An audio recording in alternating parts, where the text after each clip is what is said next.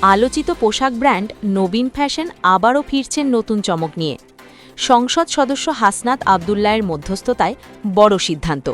মগবাজার শাখা ছাড়া দেশের অন্যান্য শাখা পুনরায় চালু করার ঘোষণা দিয়েছে প্রতিষ্ঠানটি। শুধু তাই নয়, ক্রেতাদের জন্য আসছে 15 দিনব্যাপী ঈদ উৎসব ও আকর্ষণীয় অফার। ফেসবুক পোস্টে নবীন ফ্যাশন জানায়, মগবাজার শাখা জোরপূর্বক বন্ধ করে দেওয়ার প্রতিবাদে এবং সাধারণ মানুষের সুবিধার কথা চিন্তা করে এই বিশেষ উদ্যোগ নেওয়া হয়েছে।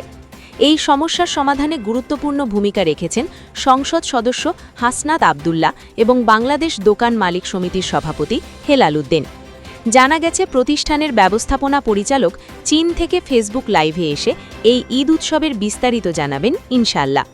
উল্লেখ্য, গত 20 মার্চ ন্যায্য মূল্যে পাঞ্জাবি বিক্রি করায় স্থানীয় ব্যবসায়ী সিন্ডিকেটের বাধার মুখে পড়ে নবীন ফ্যাশন। কম দামে পণ্য বিক্রিকে রিলিফ হিসেবে উল্লেখ করে প্রতিবেশী কিছু ব্যবসায়ী দোকানটি বন্ধ করে দেয় বলে অভিযোগ ওঠে। পরিস্থিতি খারাপ হওয়ায় প্রতিষ্ঠানের মালিক হাফেজ এনামুল হাসান নবীন নিরাপত্তার শঙ্কায় দেশ ছাড়ার ঘোষণাও দেন। তবে নতুন এই উদ্যোগের ফলে আবারও আলোচনার কেন্দ্রবিন্দুতে নবীন ফ্যাশন।